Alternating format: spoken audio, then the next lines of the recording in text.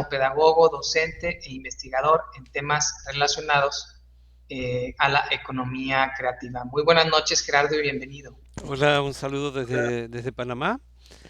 Y bueno, Luis, muchísimas gracias por la invitación. Una alegría, un orgullo poder estar en este espacio, sobre todo acompañado por una persona tan especial, tan bella persona, tan bella mujer como es Belén Díaz. Sí, por supuesto. Justo me permito presentarla. Belén Díaz es doctora, economista, docente e investigadora. Es artista plástica, consultora urbana y rural en temas de economía creativa y ciudades creativas. Es licenciada en Bellas Artes y licenciada en Ciencias Económicas y Empresariales, ambas por la Universidad de Salamanca. Además, es profesora asociada de Economía de la Empresa y Organización de Empresas desde 2001 en la Universidad Carlos III de Madrid. Es presidenta además de la Asociación España Creativa, directora y socio fundadora de la Red de Ciudades y Territorios Creativos de España.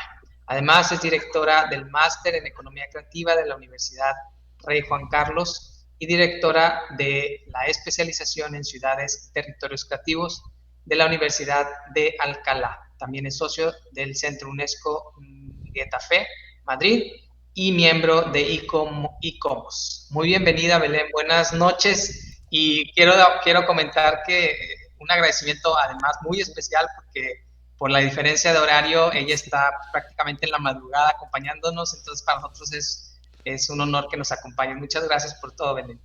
Muchas gracias, Luis, y muchas gracias, Gerardo. Espero que me escuchéis bien. No sé, a veces hay interrupciones de horario. Yo estoy muy contenta, muy feliz de estar con vosotros. México para mí es también un país muy importante. He estado un par de veces y ahora virtualmente. Y bueno, pues vamos a compartir con mi querido amigo Gerardo, que también es maravilloso, que conocí también por ahí, por Iberoamérica.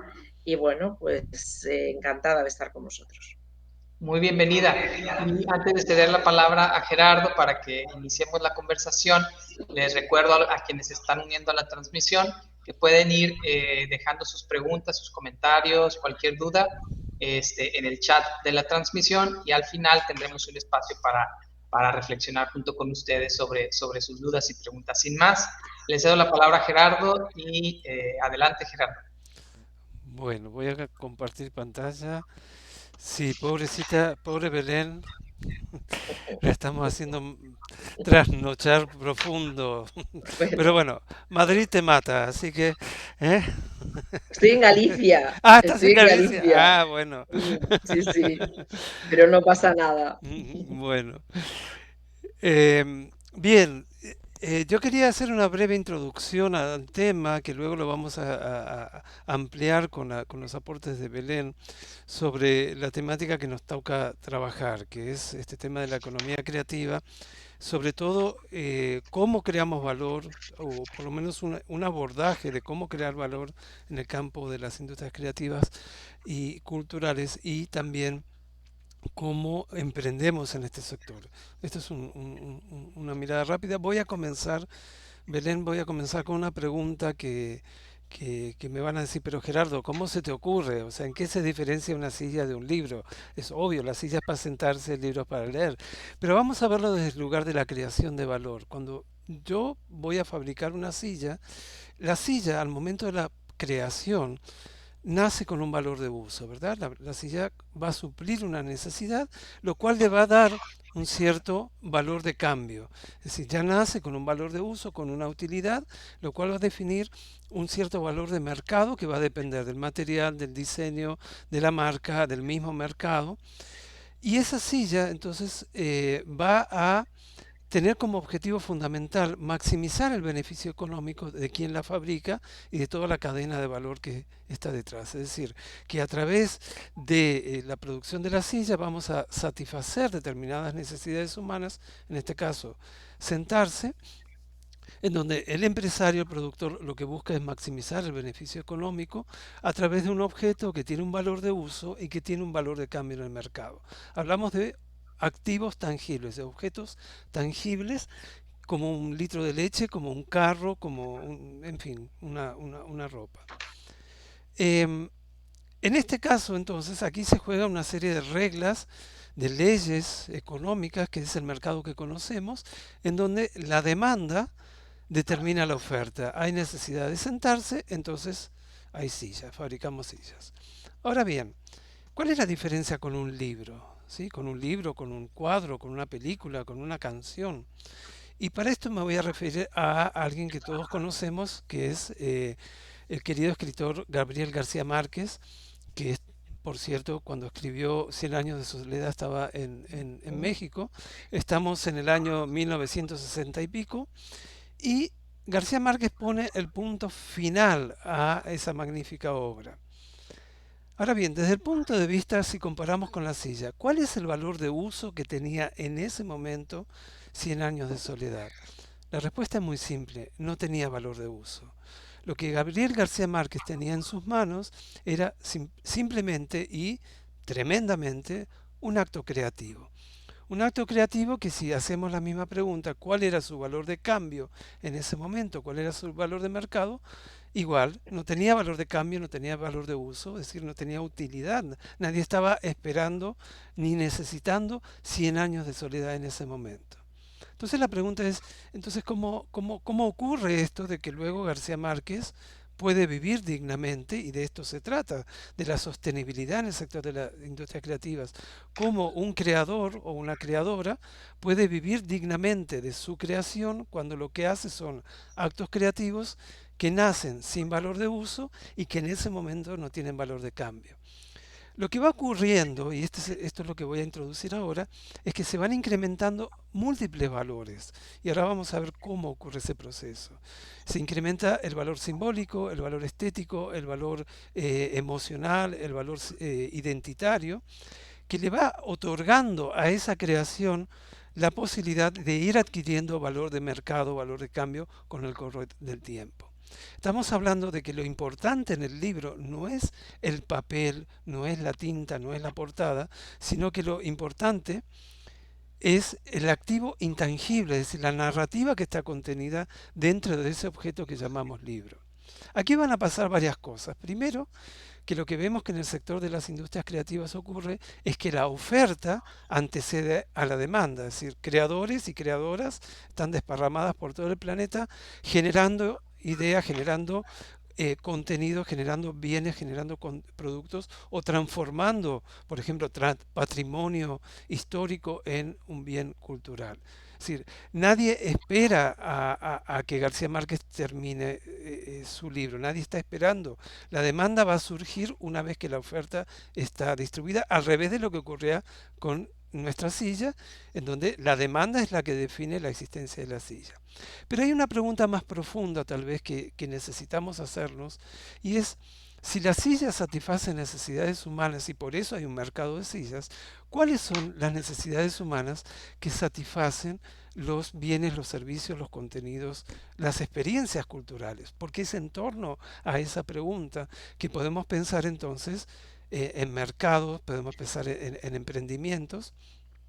Y entonces viene esa pregunta, si existen los mercados culturales, si existe el mercado editorial, el mercado de la música, el mercado del video, etcétera, es porque hay una necesidad. Los mercados se crean a partir de que existen necesidades. ¿Cuáles son entonces esas necesidades, esos deseos, esos intereses que satisface la cultura? Esta pregunta yo la vengo haciendo desde hace muchísimos años en diversos foros, en cursos, y de alguna manera se ha convertido en una pregunta de investigación que me ha aportado múltiples respuestas y que en definitiva se remite a 9 necesidades fundamentales que satisface la cultura. Obviamente tiene que ver con la subsistencia de los creadores y de todos los relacionados en este ecosistema productivo. Tiene que ver con la identidad, tiene que ver con satisfacer nuestra necesidad de pertenencia, tiene que ver con la protección, con el sentir que pertenecemos a una comunidad, a una familia, a un grupo humano que nos protege y nos acompaña. Tiene que ver con el placer, con el ocio, con el entretenimiento. Tiene que ver con el entendimiento, con el conocimiento, con la educación. Tiene que ver obviamente con la creatividad, con la innovación, tiene que ver con el afecto, tiene que ver con el manifestar emociones, tiene que ver con el recibir las emociones y el amor y todo lo que nos genera cualquier tema cultural, y tiene que ver con la libertad también, la libertad de poder elegir, la libertad de poder optar por diversas opciones, y la participación, ser parte de una comunidad, de una tendencia, de una moda. Entonces, esto está vinculado con un modelo de pensamiento económico heterodoxo, lo menciono, que postula el economista chileno Manfred Max Neef, simplemente a título de informativo, pero quiero decir que modificando el modelo de pensamiento económico del cual estamos acostumbrados, empezamos a encontrar formas de explicar lo que llamamos la economía creativa, la economía de la cultura, o la economía naranja, como le dicen en Colombia. ¿Qué es lo que entonces nos aporta? ¿Qué satisface cada elemento cultural? Y cuando hablo de elementos culturales hablo de bienes, hablo de libros, cuadros, artesanías, esculturas, hablo de servicios, diseño, arquitectura, gestión cultural, hablo de contenidos, el guión de una película, la programación de un videojuego, el contenido de un libro, y hablo de experiencias que nos ofrece la cultura, desde el turismo cultural, la producción de un festival, la asistencia a un festival de música, ir a una obra de teatro. Son las 4 formas principales en las cuales se va a manifestar la cultura. ¿Y qué nos va a aportar?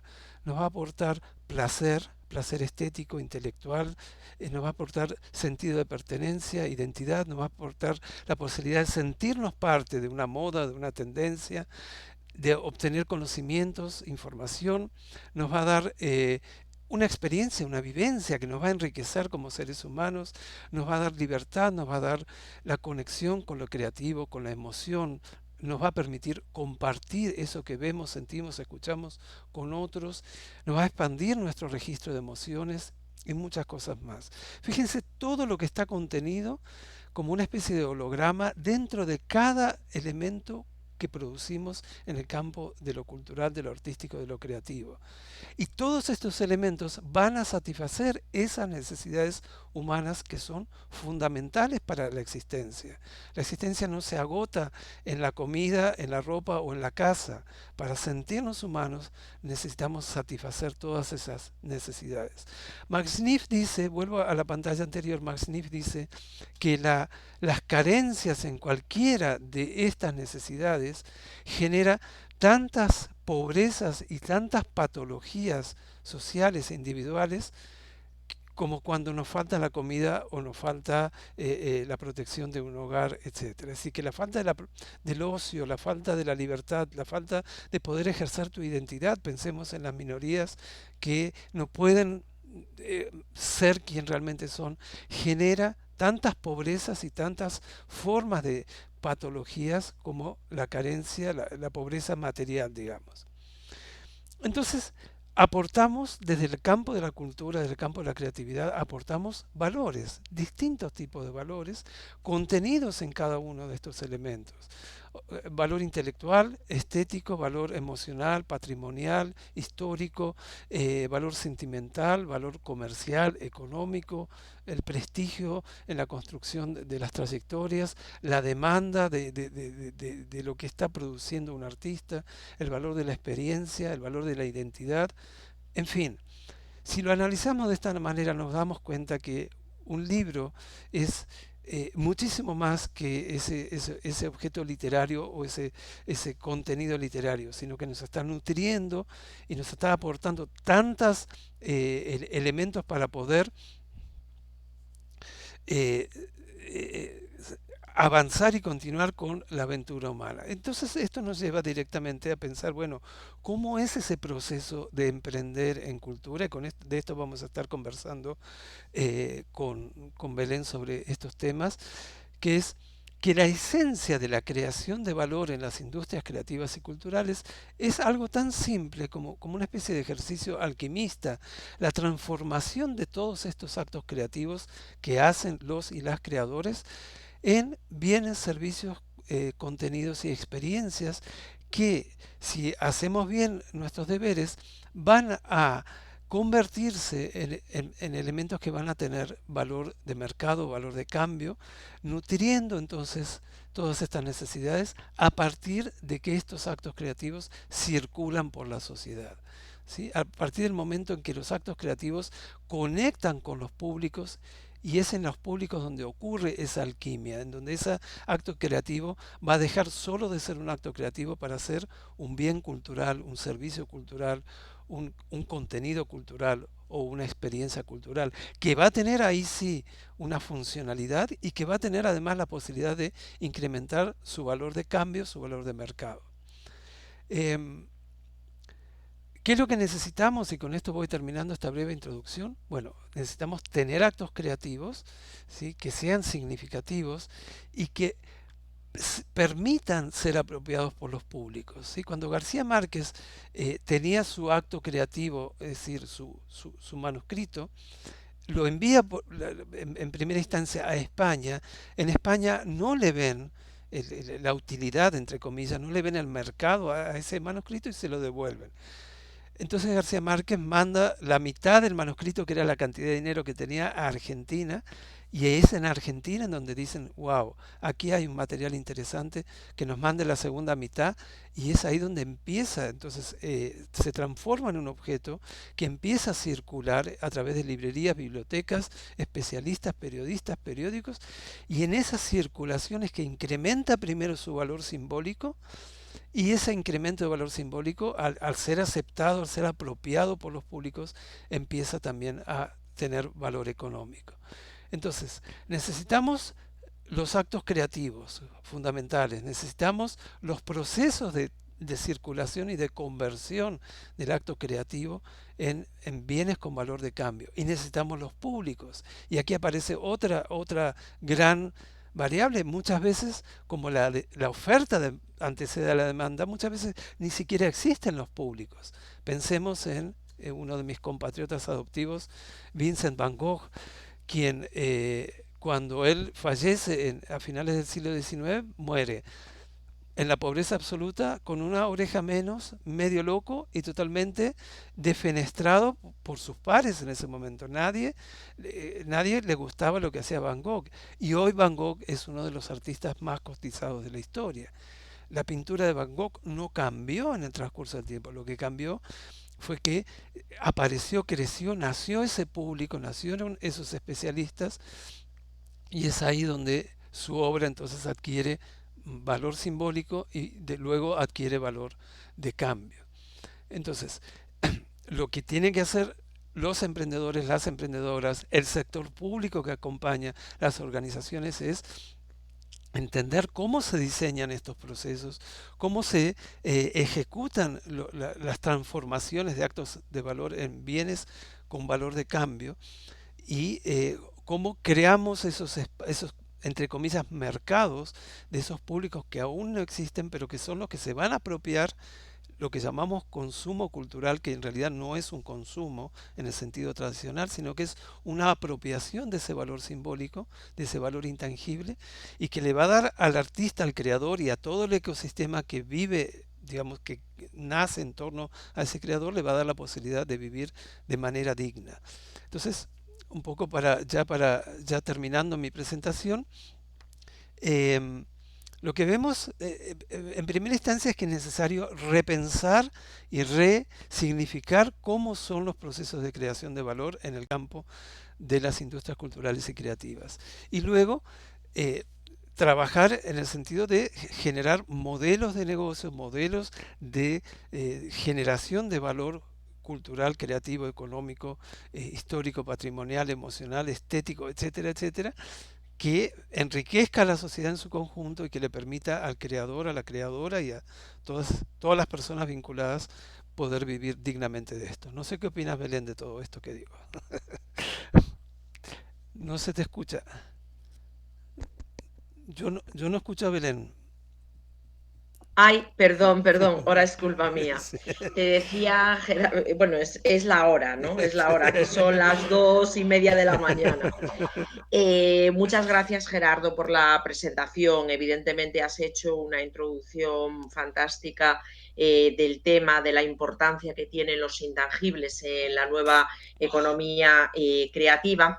Yo, por matizar algunas cuestiones que he ido anotando y que dejo también como interrogante al público y a ti también, ¿no? Por ejemplo, cuando hablas de la silla y el libro como un ejemplo, yo creo que habría que hoy en día la cuestión es mucho más compleja. Es decir, por ejemplo, pensemos en la silla de Macintosh o la silla de Le Corbusier. Son sillas donde el diseño trasciende a veces, bueno, la forma sigue la función, evidentemente, pero tiene una componente de generación de belleza, de mejora de la calidad de vida, que sin duda alguna son unos intangibles que se combinan con lo tangible. Pensemos, por ejemplo, en la escultura de Chillida, del Peine de los Vientos en San Sebastián, ¿no? Por ejemplo, esa escultura colocada en el mar, que penetra sobre esa estructura de hierro en el vacío, evidentemente hay como un valor básico del propio objeto con unas características técnicas, hierro de acero cortén o sobre piedra, etcétera, etcétera. Hay luego una componente referencial al momento histórico y una componente circunstancial de cuando el espectador contempla la obra. Lo que quiero decir es que el producto cultural es muy complejo y objetos que nos parecen totalmente cotidianos, banales, en el sentido que creemos que no tienen un alma, como diría Antonio López, el pintor, pues realmente las cosas en la nueva economía creativa empiezan o requieren que se transmita también el alma de las cosas. Entonces yo creo que aquí hay un tema que yo creo que ha sacado a relucir muy interesante, que es cómo se está redefiniendo lo que es el concepto de la economía creativa.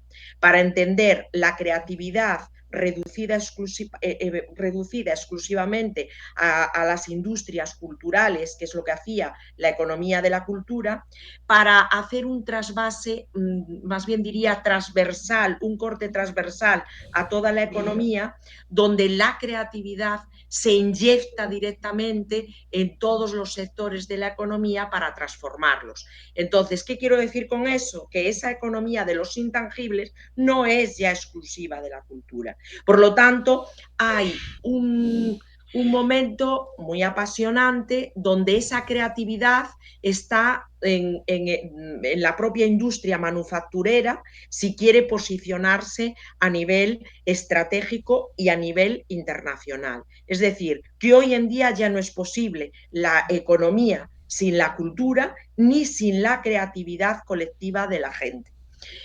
Luego hay otra observación que también es muy interesante, que yo creo que hay que reflexionar, es que, claro, hablas, por ejemplo, del libro para comentar que el creador, hablaríamos del marketing que nace del producto y se dirige al mercado, ¿no? O sea, es decir, el producto nace antes que el mercado, que sería la característica de las artes, ¿no? Como bien dices, la oferta es anterior a la demanda. Exacto. Es que resulta que también hay bienes culturales que son híbridos, es decir, pensemos, por ejemplo, en los bienes culturales que nacen para servir al mercado. Es decir, que tú estás hablando del creador puro, pero es que resulta que no todos los creadores son puros y escriben un libro desde su concepción del mundo y del hombre, pensando que, bueno, pues si tienen éxito bien y si no también. Y que luego ya el marketing se ocupa de atraer, como bien dices, a esos públicos hacia su libro.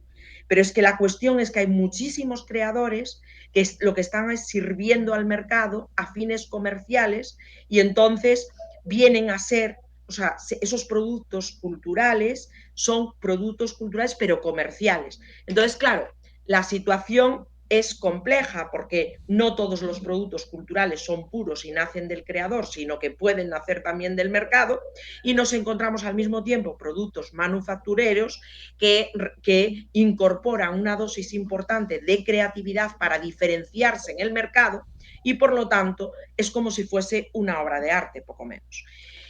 Más cosas que señalaría, bueno, viene un poquito por lo que tú estabas comentando también, que yo creo que es importante no perder de vista esa evolución de disciplinas desde lo que fue la economía del arte en los años 80 a la economía de la cultura en los 90 o la economía creativa en el 2000. Y ahora, en el 2021, ese trasvase de la economía creativa a toda la economía, para no referirse exclusivamente a las industrias creativas. Simplemente era comentar eso, pero estoy totalmente de acuerdo contigo que lo que aporta todo producto cultural pues es ese carácter intangible que has descrito de maravilla, con todos esos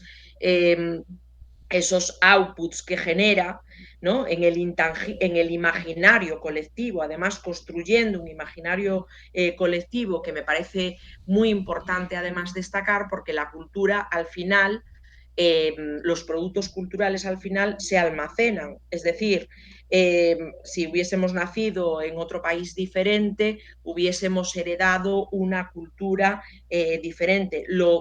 Yo creo que lo relevante de hoy en día es que el ciudadano, el creador o el consumidor es también productor y creador de contenidos. Y entonces, en esa ruptura de la cadena de valor lineal del modelo industrial, pasamos a esa estructura circular, ¿no?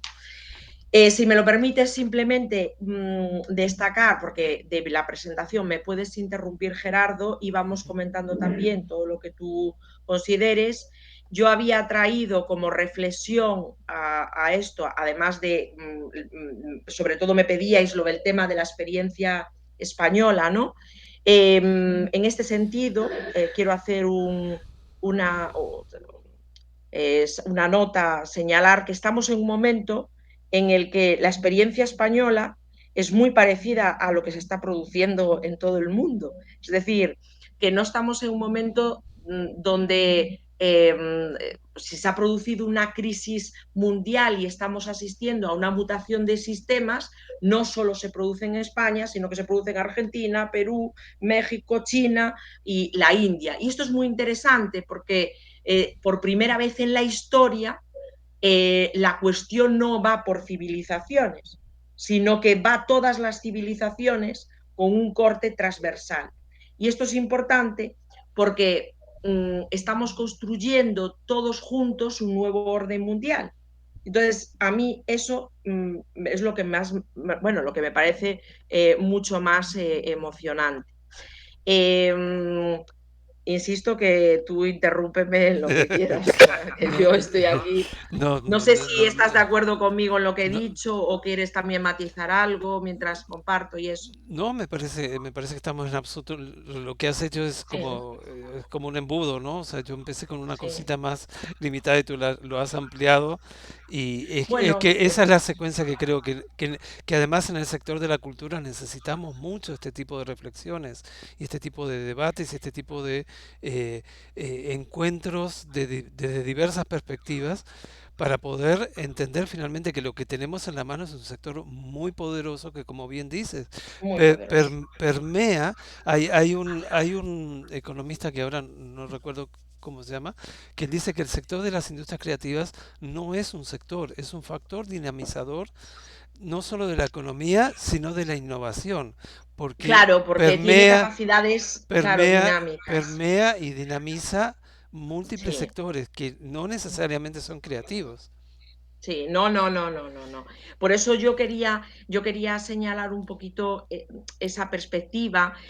Bueno, desde mi óptica, además, que bueno, pues he tenido la oportunidad de participar de la creación, estudiando Bellas Artes, llevando pintando desde muy niña, ¿no? Lo mío es la pintura. Y luego como economista, pues he ido observando esa evolución pues desde los 18, 17 años que empecé a estudiar Bellas Artes y Economía a la vez. Y creo que lo que acabas de comentar, es muy poderoso el sector cultural y creativo, porque tiene unas capacidades especiales, las capacidades dinámicas, lo que acabas de decir, de dinamizar toda la economía. Tres notas, bueno, esto es lo que la presentación mía como persona física que estoy aquí, ¿no? Pero esta diapositiva quería subrayarla porque esta gran crisis mundial en la que estamos, esta crisis histórica, representa también un momento de oportunidades importantísimo para emprender. Exacto. Y entonces yo quiero incidir en esta pequeña presentación en por qué por qué emprender en el sector creativo es una oportunidad. Y, y esa oportunidad deriva precisamente de la generación de valor en toda la economía. Y al mismo tiempo culminaré, si me lo permites, con esos tres ejemplos que he traído un poco de lo que estamos haciendo en España, que como digo, seguro que en Argentina, en México, en Chile, en Asia, están pues paralelamente, probablemente a distintas velocidades, cada uno poniéndole más énfasis en una cosa u otra. Vivimos en esta era de la creatividad, que a mí me gusta hablar de esta era de la creatividad, pero ojo porque esta ruptura llevamos ya muchos años viendo cómo se deriva de una crisis ética inicial que derivó en una crisis financiera posteriormente en el 2007-2008 y ahora en el 2020. A lo que quiero también subrayar ahora mismo, lo que quiero subrayar es que los cambios son irreversibles. Es decir, hay una mutación de sistemas y los emprendedores son protagonistas del cambio. Yo diría que los emprendedores y los creadores ahora mismo pues son los protagonistas de la transformación social, cultural, económica, porque son la base para la innovación, porque tienen un lenguaje además muy parecido a emprender y crear. Los emprendedores y los creativos, las personas creativas, siempre, bueno, todas son las personas son creativas, pero me refiero a los creadores, los que se dedican a la cultura, subrayando este aspecto de la creatividad, están acostumbrados a vivir en la incertidumbre y en el caos, y eso pues le da un poder, ¿vale? Porque ahora estamos navegando en la incertidumbre. Claro, Hablamos ¿estás de acuerdo, no? de la destrucción creativa de Schumpeter y el ser emprendedor en Sí, esa perspectiva. Exacto. exacto. Fíjate que Schumpeter ya estábamos hablando de 1911 y ya hablaba de construcción creativa para inventar un proceso nuevo. O sea, a principios del siglo XX este señor economista ya hablaba de la multidimensionalidad, de la innovación, no para referirse exclusivamente a la innovación tecnológica, Exacto. económica, sino que incluía también la innovación social ya y cultural. Fijemos, 1911. Quiero decir que esto es muy importante tenerlo en cuenta porque ahora lo estamos viviendo de una manera tal, pero este señor en la antesala de la Primera Guerra Mundial ya estaba poniendo sobre la mesa la importancia de esa multidimensionalidad de la innovación. Por lo tanto, vivimos en una sociedad de la imaginación, todas las personas, el individuo es el triunfo del individuo y de los pequeños cambios. Subrayaría también la importancia de lo local a la hora de emprender, la importancia de tener muy presentes los recursos endógenos del territorio, es decir, pues qué sé yo, o sea, si aquí en este territorio es muy importante la miel, es muy importante el queso y tal, todo eso combinado con el paisaje, con un patrimonio inmaterial, combinado con literatura, leyendas, oralidad, se convierte en un producto cultural muy potente. Y entonces así es como se dinamiza los productos agrícolas, los productos industriales, etcétera. Estas son las 3 ideas claves, ¿no? Vivimos en esa sociedad de la imaginación, el capital creativo, el valor de las ideas como factor estratégico del cambio, esa mutación de sistemas, de cambios irreversibles, y cómo es importante pensar en inventar el futuro juntos. Por tanto, la cultura y la creatividad tienen tanto poder ahora mismo que deben de impulsar la recuperación económica, la recuperación social, cultural, medioambiental y emocional, precisamente por lo que comentabas tú, Gerardo, por esos valores intangibles que generan esos productos culturales, ¿no? Es decir, si hablamos de nuevas formas de vida y nuevos hábitos de consumo para generar una recuperación medioambiental, evidentemente la cultura tiene un poder pedagógico y educacional muy potente para hacer llegar a la gente lo importante que es cambiar de hábitos de consumo. Bueno, pues estos aspectos de cómo relacionamos el emprendimiento, la creatividad y la innovación, y la clave yo creo que está en entender el cambio del modelo productivo y del sistema económico, ¿no? Ese paso de la economía industrial, postindustrial. Esto tiene una relevancia muy importante a la hora de emprender en el sector creativo, bajo mi punto de vista, porque el giro creativo viene determinado del paso de la estandarización o producción en masa a la diferenciación. Por lo tanto, esa silla que simplemente tenía una utilidad de sentarse y se reproducía en serie, de repente cobra un valor muy importante porque se le añade esa dosis diferenciadora del diseño, personalizada, etcétera, etcétera. Las consecuencias de este modelo los conocemos todos. Yo subrayaría, por ejemplo, como consecuencias importantes, pérdida de cohesión social, desgaste económico insostenible, masificación del turismo, gentrificaciones urbanas, banalización del territorio, pérdida de identidad, abandono del campo y del mundo rural. ¿Por qué es tan importante tener presentes estos problemas que ha generado el modelo anterior? Porque son fuente de oportunidades para emprender.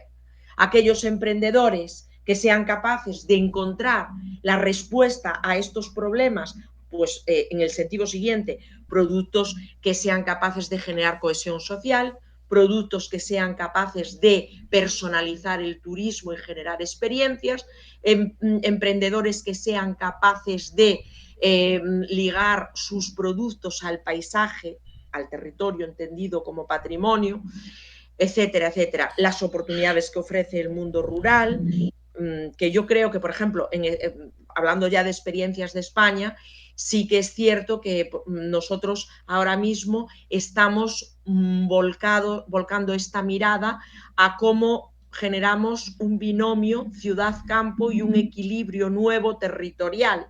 Y esto es muy importante porque es fuente de oportunidades de nuevo para los emprendedores. Obviamente, emprender en el campo, emprender en el mundo rural, trae consigo otros aspectos relevantes que son, por ejemplo, la transformación digital, que claro, las brechas digitales pues son brutales cuando estamos hablando del mundo rural todavía, ¿no? Miren, una Sí, preguntita. sí. ¿Tú estás compartiendo tu PowerPoint porque no lo estamos viendo? No me puedes decir eso. No lo, Yo estoy dejando, yo es voy a que dejar de no, yo estoy compartiendo el PowerPoint, ¿no me lo estáis no lo viendo? estamos viendo. No. No me lo puedo creer. ¿Y por qué no me lo decís? Te, Porque yo te- estaba te lo estaba compartiendo. diciendo, te lo iba a decir y no sabía cuándo interrumpirte. Pues puedes interrumpir cuando quieras, ya te lo Bien, digo. Pero vamos a ver, ¿y por qué no sale? ahora no está compartiendo. A ver, voy a Eh, volver a hacerlo. Um, ahí va por aquí, pero vamos. ¿Ahora? ¿Lo estáis viendo? todo- ahora, ahí está, ahora sí. Lo que tienes que poner es para ver la pantalla, la presentación. Porque Sí, pero estamos, ahora, espera, sí, eso es lo tenía. no, Bueno, no pasa nada. Esto de aquí, es decir, no hay nada relevante en la diapositiva, simplemente era para amenizaros. Es decir, que lo que os estaba contando, yo creo no, lo que que contabas está muy claro. Yo lo que quisiera agregar sí, a lo que decías, sí, eh, que es un tema que lo hemos conversado también, es que el momento de transformación civilizatoria que estamos viviendo, ¿sí? Este paso de la era industrial a la era de la imaginación, a la era del conocimiento, es comparable, no en forma, pero sí en impacto, al paso de la era agrícola a la era industrial. En aquel momento también aparecieron figuras Pero es que te estás saltando un gran salto. Vamos a ver si me explico. Tú estás hablando de la revolución agrícola, que yo creo que fue una revolución, como bien dices, semejante a la que podemos estar viviendo ahora mismo. de la revolución industrial. Estoy hablando de la Pero revolución. eso es lo que te quiero comentar. Mira, yo que he estudiado mucho al respecto, a lo mejor estoy equivocada, pero sobre el tema de la revolución industrial no supuso una ruptura en la civilización occidental. Fíjate bien lo que te digo, la ruptura antes que esta, fíjate que lo importante que es esta ruptura, para mí es la ruptura antes del Renacimiento. El paso de la Edad Media al Renacimiento, ahí sí se produce una ruptura en la civilización occidental, porque es un cambio completo del modelo productivo y además es un paso del campo a la ciudad, etcétera, etcétera. Cuando hablas de la revolución industrial, que nace con la ilustración, el triunfo de la razón, etcétera, ¿no? Fíjate que no hay una ruptura total, me explico, o sea, eh, cuando estudias la civilización occidental, por eso te digo, es que es importante tener en cuenta que hasta el momento presente las civilizaciones como organismos vivos, las civilizaciones como organismos vivos iban a su bola, vamos a decirlo así. Y ahora, por primera vez, convergen en una crisis, además, diría, mundial, semejante a lo que podía ser la revolución agrícola. Por eso te digo que sí que la revolución agrícola creo que es una transformación total del sistema, la revolución industrial para mí no es una transformación total del sistema. Cuando ya se muere el sujeto totalmente, es decir, cuando se muere la razón y la emoción con la posmodernidad y con la era postindustrial, es cuando realmente se derrumba y estaríamos hablando de una ruptura en la historia, como diría Humberto Eco, o sea, la historia muere, el hombre, la metáfora muere, el discurso aristotélico, todo muere, pero todo muere en la era postindustrial, que en realidad es el germen de esta gran crisis mundial. Por eso te decía al principio, os decía, perdón, al principio, que yo creo que esta crisis viene generada ya por una crisis ética que se generó en la posmodernidad, en la era postindustrial. Mira, hay muchos autores que hablan de la cuarta revolución industrial. Yo no creo que esto sea una cuarta revolución industrial. Es un nuevo modelo alternativo al industrial. Es diferente. Esto, por eso digo que para yo, o sea, es mi criterio, vamos a decirlo así. No hablo de cuarta revolución industrial, hablo del modelo creativo. Porque, o sea, la revolución industrial como tal, para mí, ahora mismo, o sea, ya está en declive, o sea, totalmente. Y ahora nace un nuevo modelo. Se quiere, o sea, hay muchos autores y sobre todo pues ya a nivel empresarial o a nivel político que se quieren seguir agarrando a esa revolución industrial por lo que generó, ¿no? De beneficio económico, etcétera, etcétera. Pero ahora hay otra mirada diferente, con unos nuevos parámetros económicos, culturales, sociales, muy diferentes a lo que impulsó la revolución industrial, Ok, bajo mi punto de vista. yo creo que hay mucha tela para cortar, hay mucho Sí, para por eso debatir. yo creo. Yo, Porque tú me decías que tenías, porque una de las dime. expectativas de hoy es conocer un poquito qué estás haciendo tú en España. Hablabas Claro, de sí, unos ejemplos que tenías, que sí. yo creo que Sí, porque yo creo que ya teniendo en cuenta la hora, ya hemos hablado mucho de la exacto. importancia.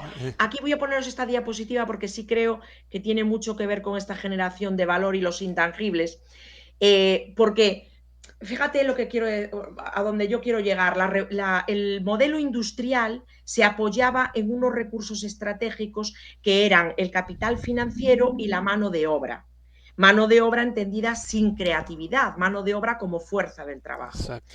Ese es el modelo industrial. El modelo creativo apoya unos recursos estratégicos totalmente diferentes, intangibles, que es el capital cultural, el tecnológico, el organizacional, el social, el territorial. Es decir, que lo que define a un modelo económico de otro, en realidad, es el combustible que le metes. Es decir, el capital estratégico del modelo industrial, insisto, es el modelo financiero y la mano de obra. Y aquí ya es la creatividad de la gente, con lo que conlleva eso como recurso móvil que puede ir de un lado para otro, el cultural, el tecnológico, el organizacional. Y el conocimiento, no nos Pero ojo olvidemos. con el conocimiento, Pero, también, ajá, Gerardo. ¿Sabes por qué? Te voy a decir cuál es mi opinión al respecto. El conocimiento es algo externo al hombre. Me explico. Tú lo heredas, o sea, has heredado un conocimiento y generas conocimiento, por supuesto. Pero la creatividad va dentro de las personas. Entonces, cuando hablas de sociedad del conocimiento, de nuevo está ligado al modelo industrial. Cuando hablas de sociedad de la imaginación, está ligada al capital de las ideas, al capital creativo, que es un recurso móvil. Yo no sé si me estoy explicando la diferencia que yo veo que me parece importante, porque la sociedad del conocimiento se viene hablando, pues, yo qué sé, desde los años 90 veníamos hablando de la no, sociedad del conocimiento, de antes, o antes, con el antes. tema de Internet, que bueno, la Internet apareció en el 94 más o menos, es decir, que ya esa sociedad del conocimiento así potente, con Internet se venía hablando de esa sociedad del conocimiento. Pero de nuevo es la información desde fuera y el conocimiento desde fuera lo que invade la vida del hombre. Ahora es al revés. El proyecto es de dentro hacia afuera. Es el hombre como ser creador que quiere transformar el mundo. Es muy diferente, es muy diferente. Y eso es un potencial tan grande que tienen todos los seres vivos, o sea, todos los seres vivos no, todos los seres vivos humanos. Encima es algo característico del hombre. Del hombre como entendido hombre-mujer, ¿no? O sea, como ser humano, ¿no? Pero yo creo que eso es muy importante reflexionar en todos esos matices, porque no es lo mismo. Yo ya te digo que hablar del valor de las ideas, o sea, son la fuente para generar un conocimiento, pero el conocimiento es ya de por sí algo externo. Bueno, podríamos seguir hablando de esto, como dices tú, muchísimo, pero Sí. voy a poner lo que tú dices. Bueno, aquí os había traído este momento que yo creo que es importante reflexionar también en el tema de la Bauhaus, ese oasis, ¿no? En los años 20, como fue toda una revolución artística y científica, y yo creo que también es el momento hoy para volver a plantear una nueva Bauhaus. De hecho, por ejemplo, la Comisión Europea tiene un programa que le ha llamado la nueva Bauhaus, donde es la nueva puesta en valor del trabajo a mano, porque eso es el trabajo en serie de la cadena de montaje versus el trabajo a mano, que es el trabajo artesanal. Claro.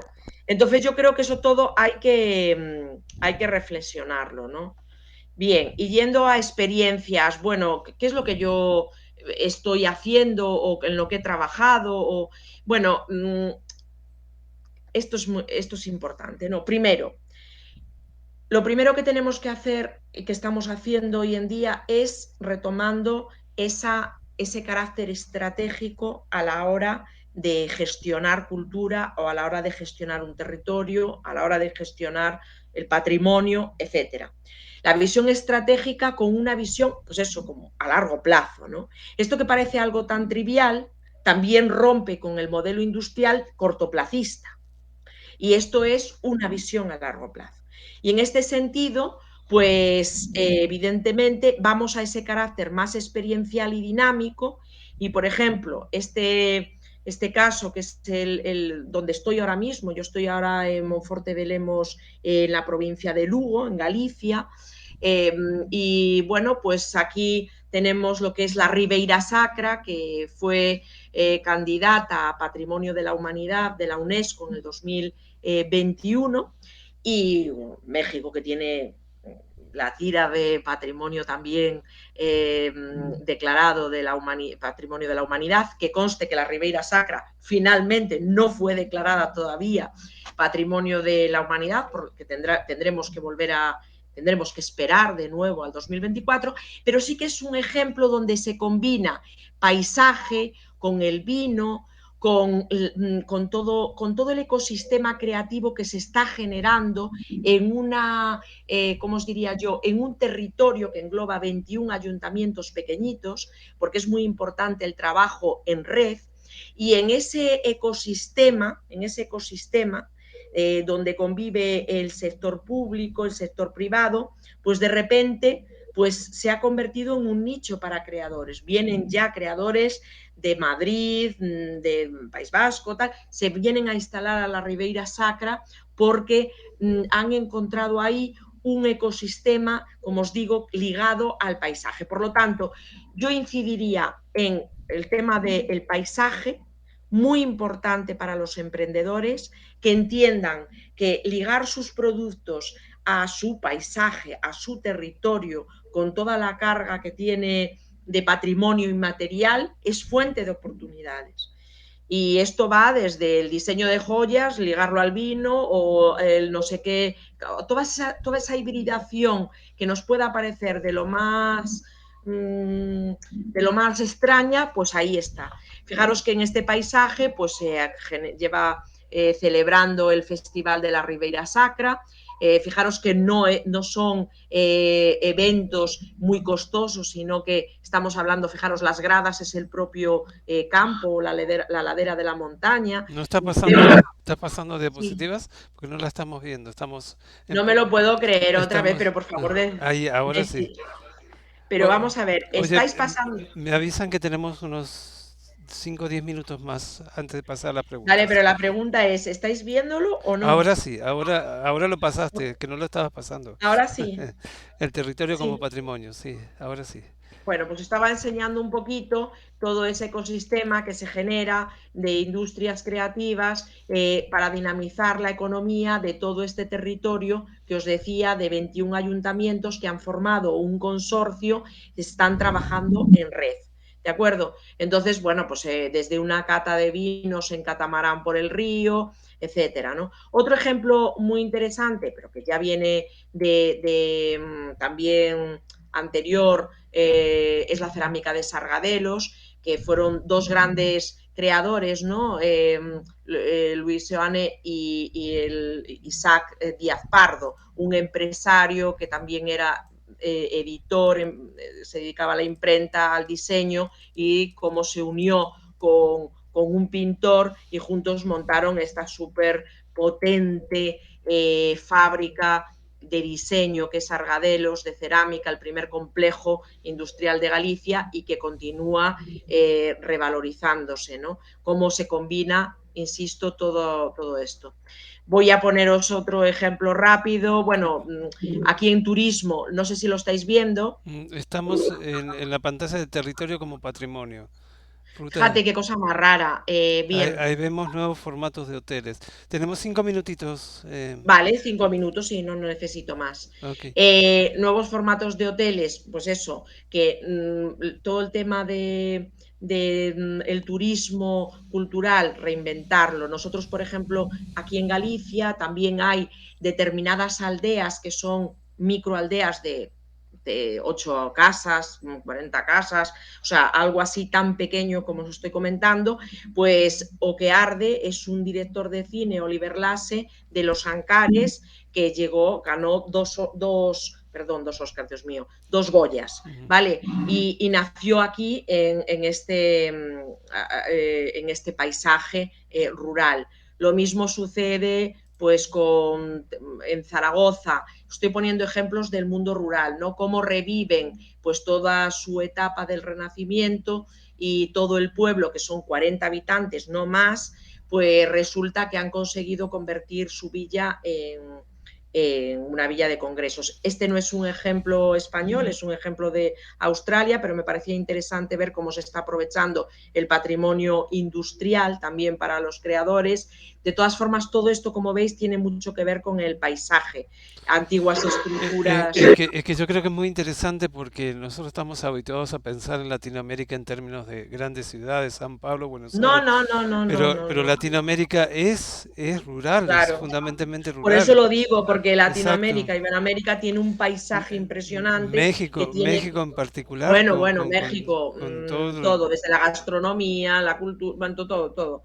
México tiene muchísimas cosas que contar, es total, es un país tan diverso que empeñarse en vivir en México capital, o sea, me parece un absurdo cuando hay un territorio maravilloso, ¿no?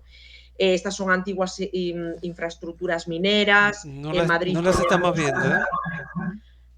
Qué cosa más rara. Ay, Antiguas ay. infraestructuras mineras. Este es un caso en Bélgica, pero para que veáis cómo se aprovecha para un museo. Matadero Madrid, que como su propio nombre indica, era un matadero. Fijaros,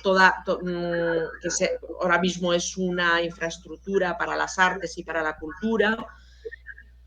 Madrid sí que fue declarado Patrimonio Mundial con el paisaje de la luz. Y finalmente, pues no sé si lo veis esto. Este es un proyecto que hemos puesto en marcha ¿Lo veis? El camino creativo.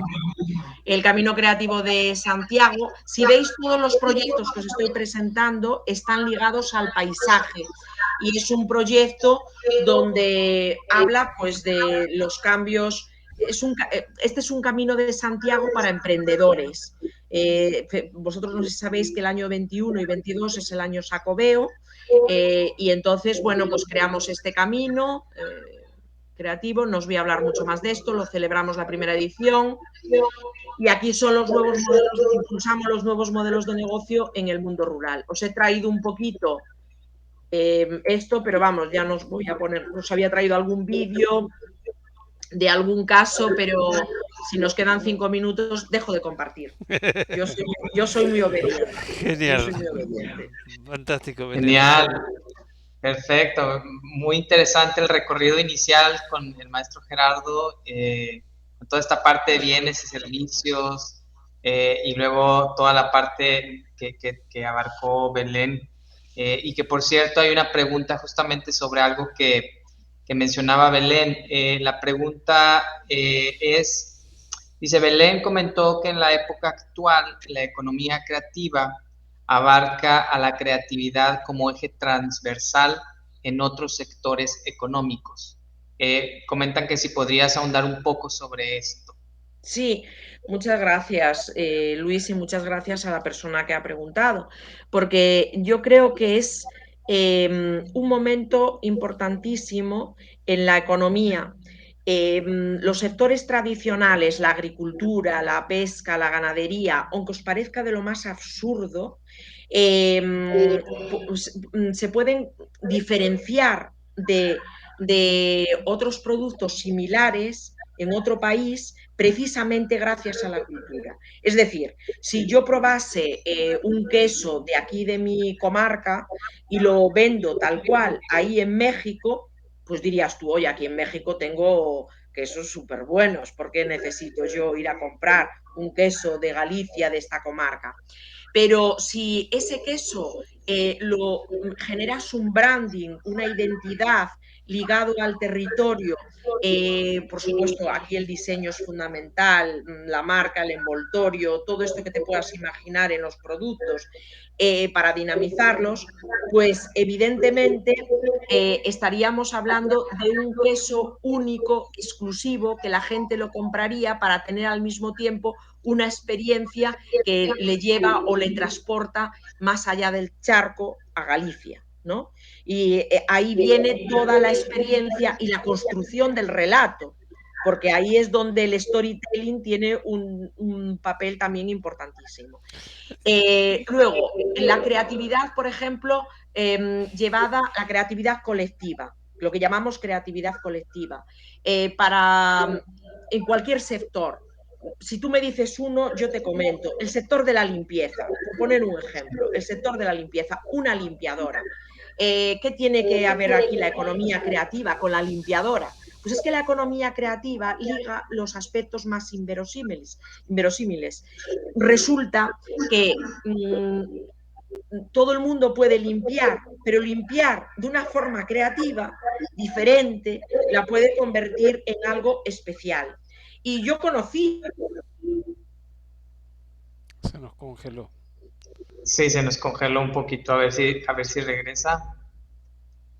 A ver si regresa. Limpiadora, ¿me oís? Sí, ya bueno, te pues esa forma diferente iba desde tener pasión con el propio trabajo, fíjate lo que te digo, transmitir pasión porque te gusta tu propio trabajo y limpiar como si, o sea, como si fuese algo único y diferente, eso transportado a todos los ámbitos de la vida es lo que podemos decir que construyen un nuevo modelo económico, porque son pequeños cambios rutinarios en todas las personas que van a hacer su día a día de una forma diferente. Entonces, yo quisiera aportar, siempre, sí. a ver si estás de acuerdo, Belén, siempre doy un ejemplo cuando viene esta pregunta, que surge muy a menudo, Sí. cómo transversaliza la creatividad y la cultura, el caso de Starbucks, de la cafetería, ¿no? Que han logrado, digamos, un modelo que ahora ya se ha comoditizado porque ya todas las cafeterías tienen el mismo modelo, pero cuando sale, Sí, lo sí, que hace es aplicar un modelo creativo, innovador, en la forma de tomar café en una cafetería, cobrándote además 3 veces más caro el café, que no es mejor que el de la cafetería de al lado, pero te ofrecen una experiencia vivencial de estar como en tu casa, en un sillón, con internet, con tus amigos, sin totalmente. un mesero que te venga a molestar y qué quiere ahora.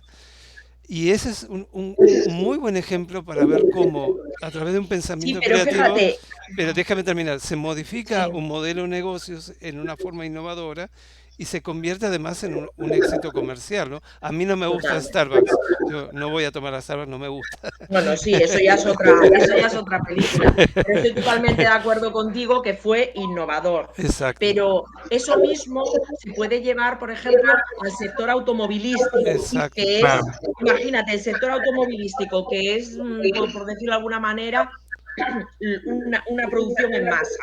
Resulta que si alguien personalizara un coche, es decir, que las personas fuéramos y dijéramos, queremos un coche que prácticamente ya se está haciendo, ¿no? Con los accesorios, para intentar personalizarlo, con el diseño. Bueno, pues todo eso es lo que hace que todos los sectores traten de ser innovadores para construir nuevas formas de vivir, consumir, producir, ¿no? Y me recuerda al concepto de la clase creativa de Richard Florida, ¿no? De justamente todos estos sectores que no necesariamente tienen que estar relacionados con la creatividad, pero que de alguna forma reciben el servicio de la creatividad para poder desarrollar la economía de Bueno, lo que los pasa es que sectores. Richard Florida, que habla de clases creativas, sí que no introduce la creatividad colectiva. Lo que quiero decir es que yo creo que el modelo de Richard Florida, aunque evolucionó desde su inicio, ¿no? En realidad no está hablando de la creatividad transversalmente. Okay. Porque, claro, con su modelo de las 3 Ts, tecnología, tolerancia y talento, en realidad pues entran muy pocos. Sí, Ok, sí, sí. bueno, y una pregunta, yo creo que para ir cerrando con esta pregunta sobre qué hay que decir sobre la importancia de contar con legislación en torno a las economías creativas. ¿Cómo debemos o cómo deberíamos pensar estas legislaciones para el futuro? Mira, en ese sentido yo creo que, bueno, obviamente es como bien lo está marcando Belén, entrando en nuevos modelos económicos, nuevos modelos relacionales, nuevos modelos productivos, los modelos existentes tanto de lo productivo como de lo legislativo va quedando rápidamente obsoleto, con lo cual surge la necesidad de nuevas formas de legislación. El solo tema de la propiedad intelectual, por ejemplo. Sí, la propiedad, ¿qué está pasando con Internet? ¿Cómo aplica la propiedad intelectual en Internet, por ejemplo? Pero yo creo que ahí hay un tema conexo que lo estoy trabajando, que fue motivo de charla también, que es eh, el análisis de la microeconomía que genera todo el movimiento cultural cuando ocurre un hecho cultural en un lugar. ¿A qué me refiero? Tú cuando pones un artista sobre un escenario, se va a crear en el tiempo todo un ecosistema productivo que va a impactar hasta en los sectores más lejanos. El proveedor de zanahorias de la gastronomía que se activa porque cuando salimos Belén y yo del teatro nos vamos a comer al restaurante. Es una conexión directa, ¿no? Hay toda una microeconomía sumergida que aporta recursos al Estado, tributa al Estado de manera directa e indirecta, pero que no retorna al sector cultural como un sector, como una inversión. Y eso es un estudio que se ha hecho justamente con el Festival de San Sebastián, y por eso hablo de lo legislativo, en donde se demostró que el subsidio que dio el Estado para el Festival de San Sebastián en el año 2013 se recuperó a través de todos los impuestos y el Estado ganó dinero además. Recuperó, invirtió en subsidio 4 millones de euros y recogió 4,8 millones de euros a través de todos los subsidios que ocurrieron en el marco del festival. Hotelería, gastronomía, artesanía, etcétera. Entonces, ¿qué pasa? Es el sector cultural el que hace la inversión, pero no hay un retorno de inversión para que el sector pueda crecer. Siempre seguimos dependiendo de los subsidios.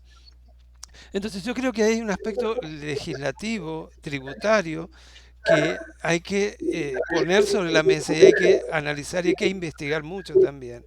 Más allá de los temas que tienen que ver con propiedad intelectual, de los temas que tienen que ver justamente con los derivados de la creatividad, con los derivados de la innovación.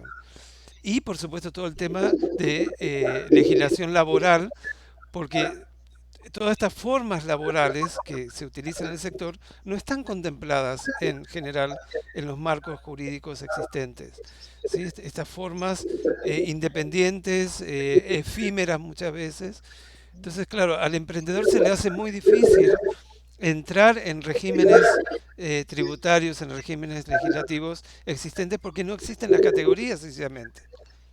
No sé Yo, qué o sea, opinas. sí, sí, totalmente de acuerdo contigo. Simplemente a modo complementario, subrayar que ahora nos tenemos que acostumbrar a vivir en las dos realidades, física y virtual.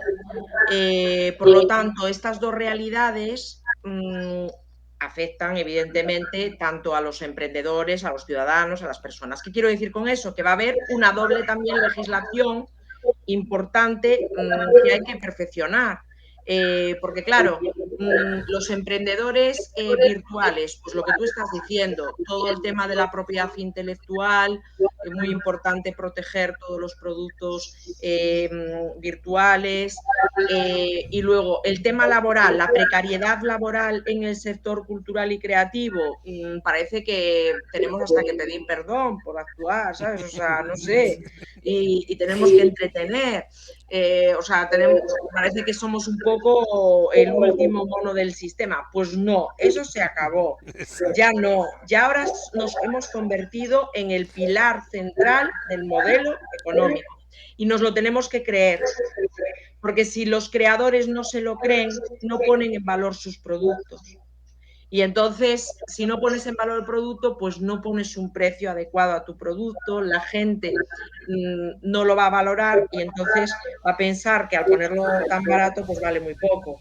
Entonces, tenemos que aprender esas cositas. Y luego el tema de la fiscalidad que tú estás diciendo, pues evidentemente es fundamental. Aquí en España, por ejemplo, tenemos el tema del impuesto del valor añadido, que se ha luchado muchísimo para que los artistas, por ejemplo, pues hombre, no tengan el máximo impuesto del valor añadido, del IVA, que sea un tipo reducido. Ahí estamos, ¿no? Pero bueno, por ejemplo, en España se ha creado, nosotros tenemos, bueno, me imagino que en México pasará lo mismo, ¿no? Pues ha ido evolucionando lo que es el Ministerio de Cultura y bueno, pues ya tiene muy desarrollada la Dirección de Industrias Culturales y Mecenazgo, ahí ha introducido también la propiedad intelectual y ahora está trabajando en los estatutos del creador, los estatutos para los artistas. Y esos, en esos estatutos pues se quiere regular pues eso, el tema laboral, el tema de la fiscalidad y todo lo que venimos hablando. Es fundamental para evolucionar el sector. Ay, qué interesante, porque justamente acá en Nuevo León también se tiene, digamos, la discusión muy actual sobre todo este tema de derechos de los artistas, fiscalización, estímulos fiscales para emprendimientos culturales, seguridad social, en fin, una serie de cosas. Y creo que en el tema de la legislación no está de más toda la parte, por ejemplo, de las plataformas de información encriptada como las criptomonedas, criptoarte, blockchain, Los, ¿no? Toda esta los cosa. NFT, que NFTs. es una revolución absoluta para el sector, o sea, es la Yo posibilidad. yo reconozco que solo tengo que trabajar, lo de las criptomonedas no estoy ahí No es a lo paso. tuyo.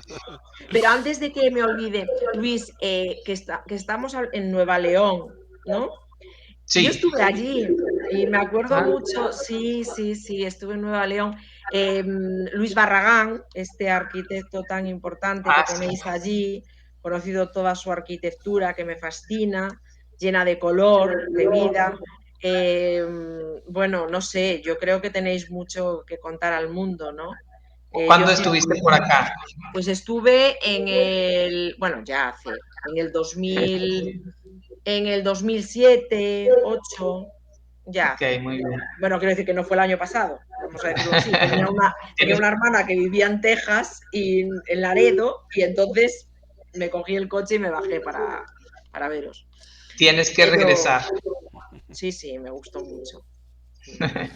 Bueno, pues creo que nos está llegando el momento para despedir. Quiero agradecerles muchísimo de nuevo a Belén por todo el esfuerzo y toda la dedicación, y ahorita especialmente por la hora. Y por supuesto al maestro Gerardo Neudovsen, que los invitamos hacia la próxima semana, que también va a estar con nosotros con otra charla titulada Creación de Valor en las industrias culturales y creativas, particularmente la industria audiovisual, con la experiencia de Argentina. Pues sin más, les agradezco muchísimo y no sé si quieren decir algunas palabras para cerrar. Tú, Gerardo, primero, yo, me da igual. Que puedas dormir un poco, Belén. Bueno, la verdad es que ya me despejé, no sé si salir de marcha, como dicen aquí en Claro. España, me voy a ir por ahí a dar una vuelta. Ahora estoy totalmente despejada. Y lo peor de todo es que me tengo que levantar a las 7, me quedan 2 horas y media, no sé, No. más o menos. Ay, bueno, no, sobre todo agradecerte Nada. muchísimo por el esfuerzo. Yo sé que te lo podía. No me lo vuelvas a decir. Sé que te lo podía pedir y por el afecto Sí, que nos tenemos y exacto. acompañando a los amigos de México en todo esto, así que Bueno, muy Muchas bien. gracias. Muchas gracias y Nada. nos vemos hasta la próxima. adiós. Muchísimas gracias a vosotros. Adiós, hasta la próxima.